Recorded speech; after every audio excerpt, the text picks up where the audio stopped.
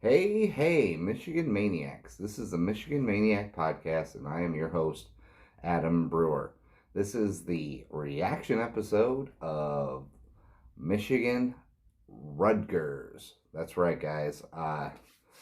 We're finally getting back into some reaction episodes, some basketball updates, thank God. Just a little bit of everything today. We'll even throw in some football towards the end. So let's get into this. I know it's been a while since you've seen me on YouTube. I'm sure you guys have missed me, obviously, because the numbers don't lie.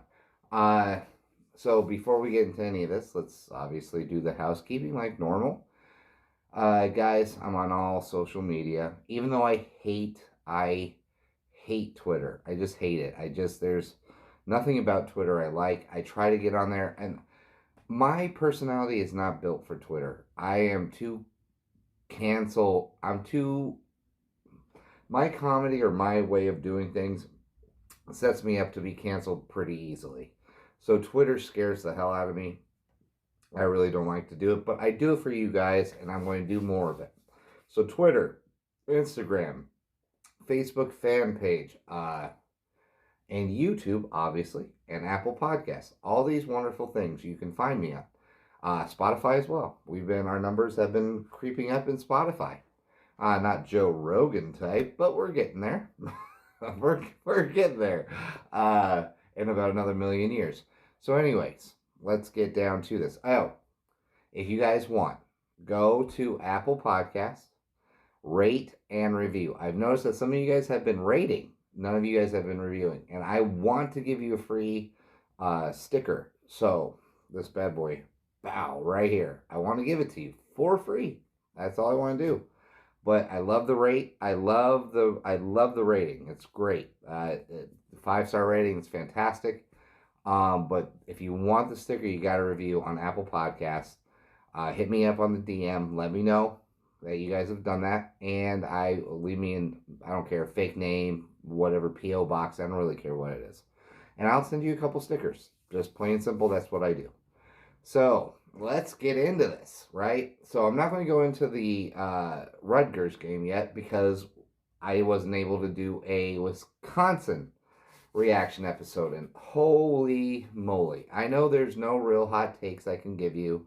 There's no real more insight I can give because everybody's done it up. But I mean, how are we not impressed with what Juwan Howard has done and that whole coaching staff has done with the 23-day layoff? Just not touching anything. You can't go out on the court. You can't do what the Wagners did and the shutdown and rent an apartment and run around and practice your ball handling skills. You can't do any of that. You couldn't. You know what I mean? Like, you could do it, I guess, but come on. 23 days off, not getting on the court, not doing anything. And the stuff that Juwan Howard did to keep this team together, keep them focused, keep them ready to play was phenomenal. I mean, now, granted, in that first half against Wisconsin, yeah, we didn't look great. We looked rusty, obviously. Livers looked great. Looked wonderful. Brooks struggled. Wagner looked scared at first. Didn't look really rusty. Second half though, Livers killing it. Just absolutely killing it. And as we all know, right? That was Livers' third straight game with 20 or more points in a game.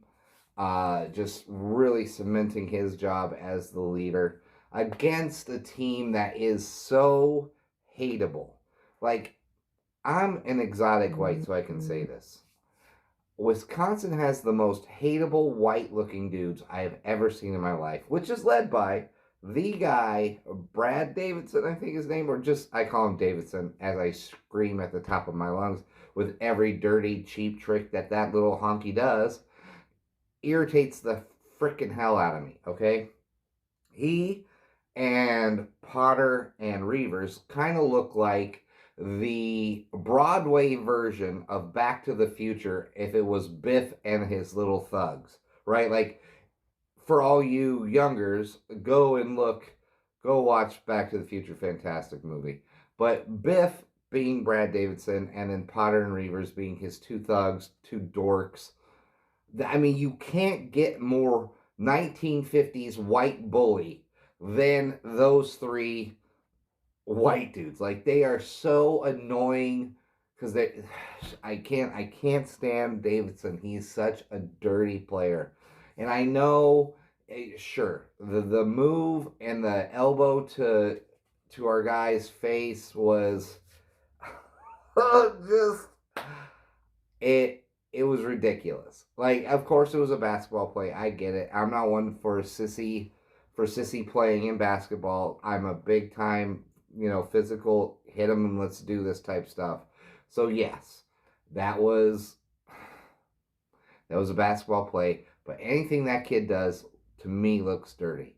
I just don't. He's so annoyed. He's so annoying. He has the most punchable face I have ever seen out of anybody in college basketball. I mean, please post in this on YouTube here in the comment section who has a more punchable face in college basketball ever. Davidson has the most punchable face. Like you hate him. You just hate him. There's nothing good I can say about him. The poor man's Biff he's the worst. So, but still, what we were able to do. Now I got some notes, right? Obviously, blah blah blah. Some impressive stuff. I mean, this was the first win in Wisconsin since 2014 for Michigan. This is the first time in 10 tries that any team in the Big Ten has swept or beat Wisconsin in that second game. Wisconsin usually comes back and plays very well in that revenge game or the sweep game. Um, Amazing. I mean, in the second half, we beat that. We outscored them 40-20. In the second half, 40-20. We shut them down. I mean, to hear the stories of Juwan Howard going into the locker room and just being like clapping his hands, being that's it. We got him right where we want him. Dude, this is a coach this is the perfect example of what a coach when a coach and a team and a coaching staff all meld together perfectly. And it reminds me so much of that Michigan football team in 2016, which happened to be Harbaugh's second year, right? So obviously we're gonna wish more luck on Juwan going forward than anything that Harbaugh's had to deal with, because we want this wonderfulness to continue. I mean, I'm just so happy watching this team play. I mean, I'll be honest, when they got off of a 23-day delay playing basketball and even practicing, I remarked to one of my buddies, I was like, hey, if we only lose by 10 to 15 points, that's a win for us. That's an absolute win for us, because who can be off for 23 days and then come back and at least not get completely blown out? Because you would expect that. I mean, 23 days off, we all know it affects big men the most, but still, the timing, your shot, your endurance, all of that. I mean, the overall flow of what Michigan was doing was now disrupted for almost a month. I mean, literally almost a month. So to have them come out and play the way they did against Wisconsin was in the second half was just so it was great. And you're right. After Biff Davidson hit our dude in the face, and you're just like, okay, we're gonna win this game. I mean, I didn't say that. I was like, woo, I don't know. I was pissed. But my buddy was like, no, Michigan looks like they're playing differently, dude. They looks like they're pissed, and they have their focus back. And I was like, damn, I should be paying attention to that. I should have seen that. But what are you gonna do? You're at work. You try and do what you can. Here's some things that I don't understand now. Obviously, we missed 23 days, so that means we missed about 4 to 5 games. And obviously, we're not going to make them all up. I love the word obviously, as you obviously can tell. So we're not going to make them all up. That means we'd be playing 11 games out of 22 days. Not going to happen, right? But obviously, jeez, I need to get a vocabulary thesaurus. A thesaurus. What's going to happen is that there's going to be two games, I would guess, Michigan State and Illinois, that are going to be made up. Only because Michigan State obviously is our rival. I can't get over it now. Now that I know as I say it, I can't stop saying the stupid word. Michigan State's our rival. So they're going to try and get both of those games in. Illinois, the only other team other than Ohio State that can potentially win the Big Ten, I guess you could say. And also, Illinois is some of their fan base, they might be mentally challenged. I think with all the stress that has happened in Chicago and just Illinois as a whole, right? COVID, the riots, all this stuff is kind of snapped their brain because they're making comments like some dude's shot that I couldn't even remember his name from last year has destroyed. Michigan has never recovered from that shot. I'm sorry. We're third in the nation. We probably wouldn't even remember or even pay attention to Illinois if they weren't like second in the Big Ten. Why do we care about Illinois? Illinois is just one of those annoying teams. That's good because they have two amazing players, right? Two amazing players, and they're trying to make noise for themselves. And the one team that they can actually kind of pick at is Michigan because they haven't played us yet. They beat us from last year, and they're just trying to get some rep. They're just trying to get just whatever national acclaim they can get or rile up a fan base or get some Twitter buzz. I don't know, but just go back and look at some of the stuff. We're ducking Illinois. We're ducking Illinois? Are you nuts? Why? What top-notch college program that is looking to play for a national title is going to duck Illinois? You lost to Rutgers, dude. Like, what are we doing? Why are we so worried? There's no way Michigan is ducking Illinois. I mean, Kofi Coburn, sure, I could go off. But this isn't John Teskey down below who's scared to death of him. You know, we got Hunter Dickinson. And if you did not see how Hunter Dickinson did not allow either one of Reavers or Potter to get a freaking rebound in the whole game. I think he's going to do pretty good against Kofi Coburn. It's not like Kofi Coburn is the most dynamic center you've ever seen in your life. It's not like he's baby Shaq where he just grabs the ball and you just know the rim's coming down when he moves. It's not. He plays thug ball. Like I played against a million Kofi Coburns in my high school life in the ghettos of Denver, Colorado. I have. That's where we grew up playing in Denver public schools, and that's what we played against. We played against it was street ball. We grew up playing street ball. That's just how I see street ball players when I see street ball players. This is how it goes. That's how you do it. And Kofi Coburn is a street ball player. Talented. Absolutely talented. I'm not going to give him that. Big, massive dude. Got it. 100%. That's a street ball player. Street ball player. Okay? And when street ball players play league players, there's a big difference. Big difference. And I think Hunter Dickinson is going to it's going to struggle because he's given up. Like, there's some mass to Kofi Coburn. That's a grown man down there. Right? But Hunter Dickinson, he's not some Teskey. You know what I mean? Teskey was scared to death. Teskey would have given him all the money in his wallet if he would have just asked for it. Like, that's how the fear in Teskey's eyes. It was ridiculous last year. It was pissing me off to no end. So anyways, getting back to that, we're not ducking anybody. So I can't wait. I hope to God they put Illinois on the makeup list. I do. I hope we at least play them. I would love to play Michigan State twice because they are straight garbage, which scares me to a certain extent too, because we all see how we play in football when Michigan State's garbage. We go 3-3 with them. So I don't think with this basketball team, though, this basketball team is so focused and they're so well coached and their culture is just at that perfect perfect prime. You know what I mean? It's just moving together so well. It's just beautiful. I can't see them faltering. I just can't. And I mean, we're going to see it coming up on Sunday. We're going to see it coming up Sunday. We saw it tonight against Rutgers, which we're going to get into pretty soon.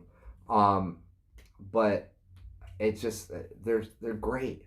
They didn't panic when it was 14, when they were down by 14 to Wisconsin, going down 12 going into the half. They didn't panic. They just came out, did what they do, and we won.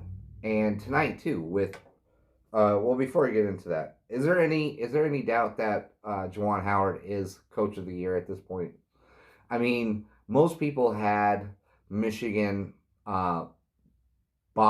So if my English friend was talking, he'd be like mid-table of the Big Ten. So that means below 5 to 10. That's mid-table since we have 14 teams. It's about mid-table. Everyone picked us to be mid-table of the Big Ten, and we're so far clear-cut best team in the Big Ten.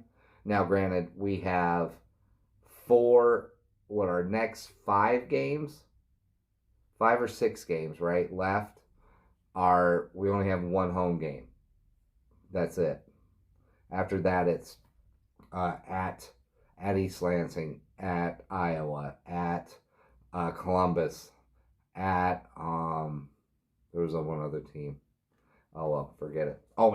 We play Indiana at home, I think. Anyways, whatever. Who cares? So, anyways, let's get back to this. He should be. I mean, no one picked. We weren't even ranked to begin the season in the top 25. We weren't even ranked. We were mid-table in the Big Ten, and yet we're 3rd in the nation. We're number 1 in the Big Ten. Right now, the tournament committee has picked us to be a number 1 seed. So tell me, how is Juwan Howard not the Coach of the Year? And you could throw out whatever the coach is at Gonzaga or whatever the coach is at Baylor. But those guys, I would assume, I didn't know because I could care less about either one of those teams, but I would assume those 2 teams were picked to be at least in the top 5 at the beginning of the season. So if you're picked to be at the top 5 at the beginning of the season and you just are in the top 5, I don't know how you should get credit. That tells me that, oh, well, good for you. You were in the top 5. Good for you. That's exactly what you did. You maintained. Yippee hooray. Fantastic. That is freaking awesome. Great to hear it. Still not Coach of the Year worthy. It's just not. So, I mean, also, too, in the COVID era, the COVID season, and also having a 23-day layoff, you can't make a better case for this guy. Juwan Howard's the best.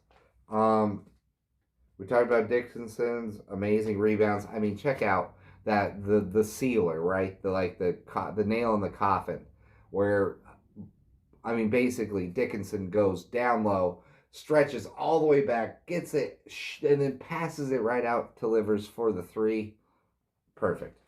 I mean, it's lovely. Now let's get into this game against Rutgers. I mean, pretty simple, right? It was fantastic to watch. I mean, it was close to about middle of the first half, right? And then towards the end of the second half. But, I mean, right at the half part, you're just like, okay, Michigan's got this.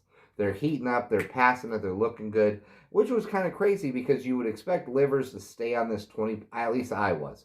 I didn't think Livers was going to struggle with scoring 20 points until we got to Ohio State, which is Sunday. I thought it was in the bag. But Rutgers, I mean, listen, Rutgers is one of those teams, basketball-wise, if you don't come ready to play, they're going to beat you. I mean, they have the talent to do it, right? They just do. They have the talent to do it. I mean, some of the guys really impressed me tonight, but we're not here to talk about Rutgers, so who cares? Anyways, if you're not ready for them, they can beat you. But what I did love was Livers falters, only scored 7 points tonight. But Wagner, who looked bad in the game against Wisconsin, well, you know, he still scored 14 against Wisconsin. But still, first half, he did not look good. Scared to hit anything. Just scared. He didn't look good. But still, I mean, defensively, offensively tonight, scored 20 points, 7 rebounds, 3 assists. He was 3 for 4 out of 3-point land. Not bad. That's exactly what you need from Wagner. I mean, if you could get that from Wagner and Livers, oh my God. Oh my, and then just let Dickinson kind of get in to fit in wherever he can, get them rebounds. If Dickinson can get a double double, like a 10 points, 12 rebounds or 15 rebounds like he did against Wisconsin. And then you can get Livers and Wagner getting around that 15 to 20 point mark for both of them. Jesus, we're going to be unstoppable. Hell, even if you just get one of them to go off, it's shown that we're pretty unbeatable. That defense, give you an idea. I mean, we've all saw it tonight. So Michigan went on like a 6 minute and 30-second, maybe a little bit more, 30-second drought. They had a 17-point lead when it happened. It only went down to 12. That's how good this defense is. It's crazy. They are so long. They are so smart. They play such good defense.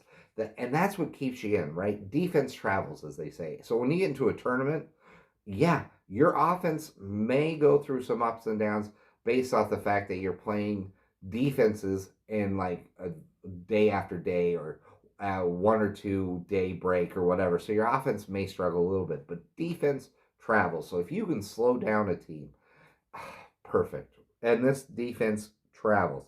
It was fantastic. I mean, Smith, 12 points, 1 rebound, 1 assist. Okay, you expect more assists out of your point guard, but still, 12 points. The guy still got smacked in the face got smacked in the face, and you could see it in like, what the F just happened? I mean, give me a break. Livers, 7 points. Dickinson, only 2 points, a bucket away from a double-double again. 10 points, 8 rebounds.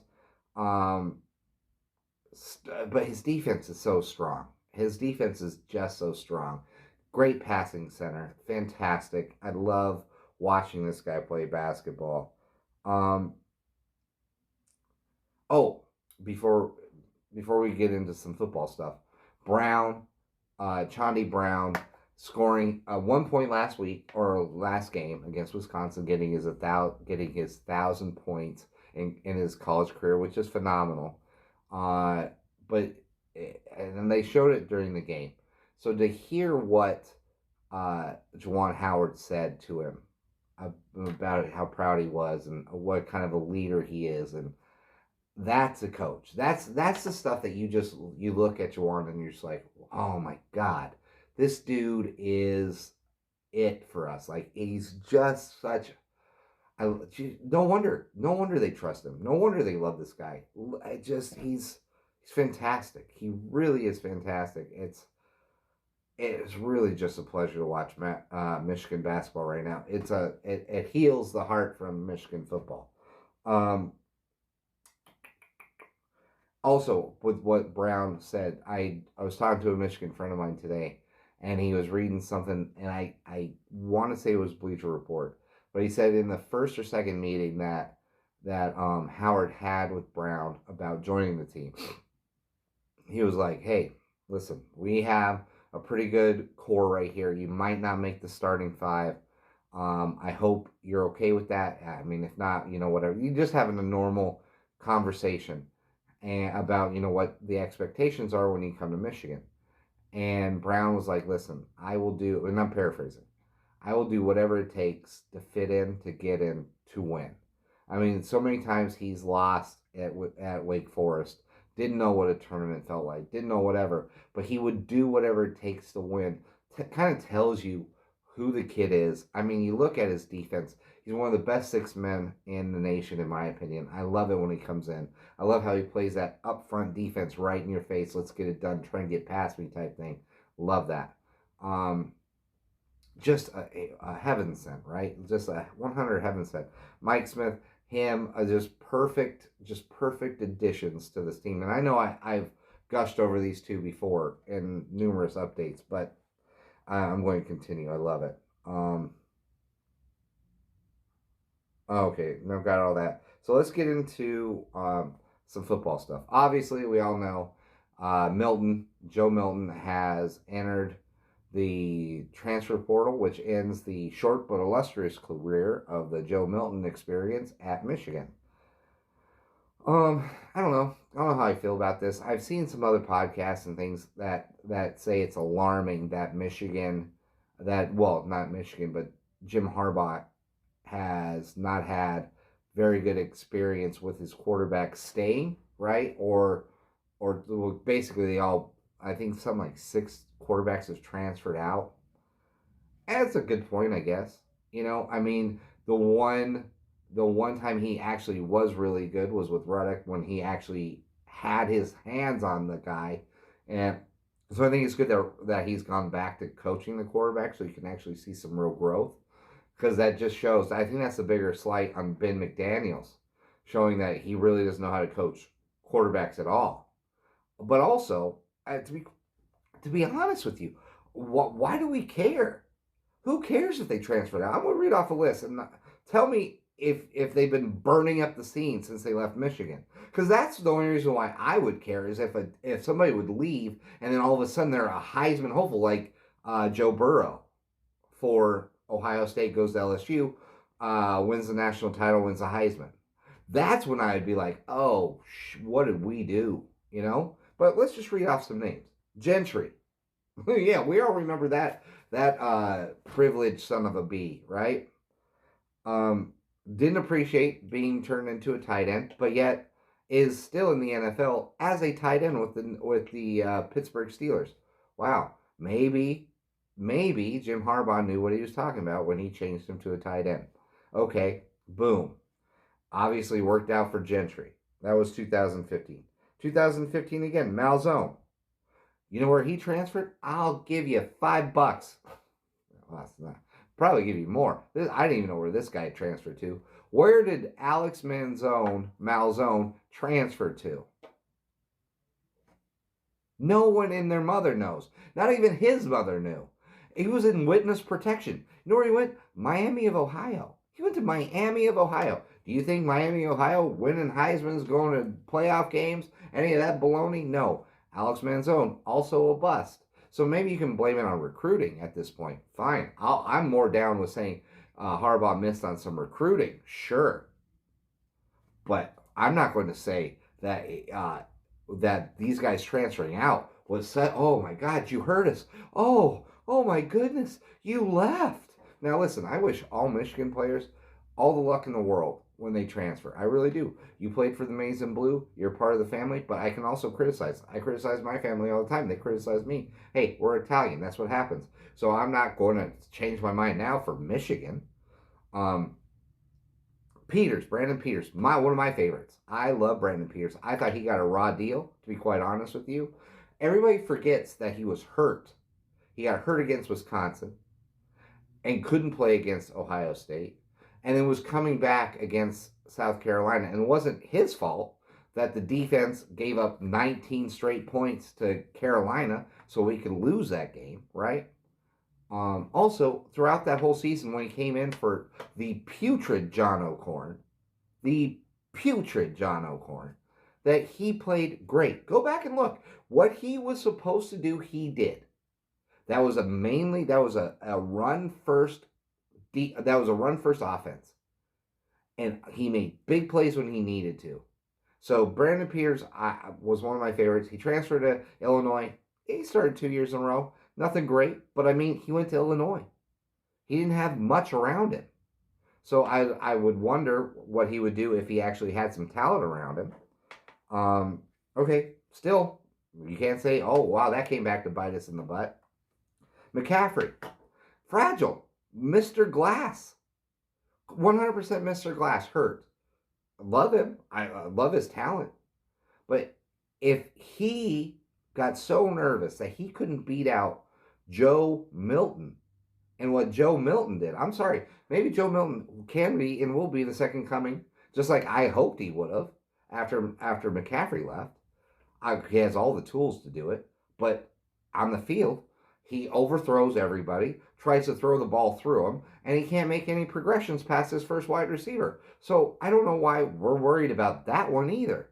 But Dylan McCaffrey wanted to go back home to be with his father, who is coaching a college football team. Can you blame him? I don't. You want to be coached by your dad? God bless you. I wish you all the luck in the world.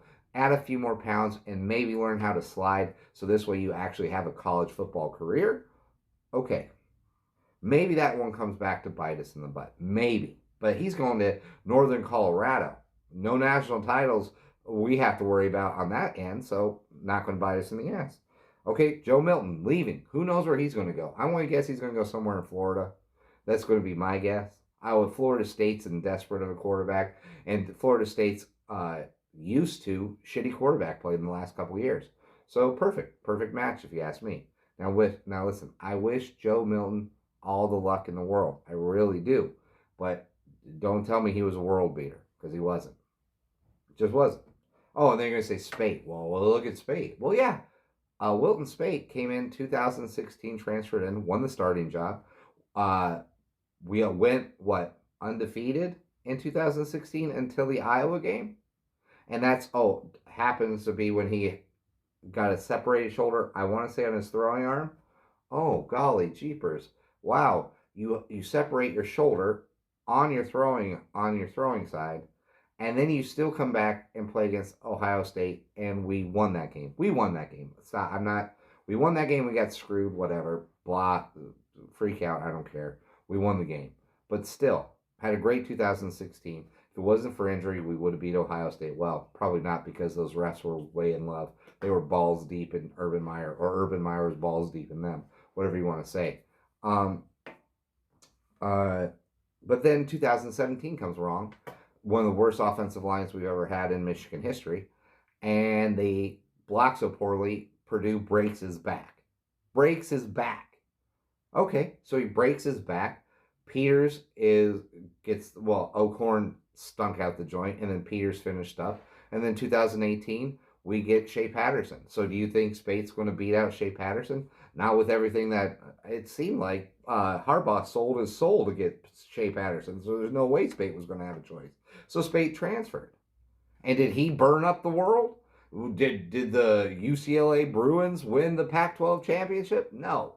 So all these players who transferred, who cares?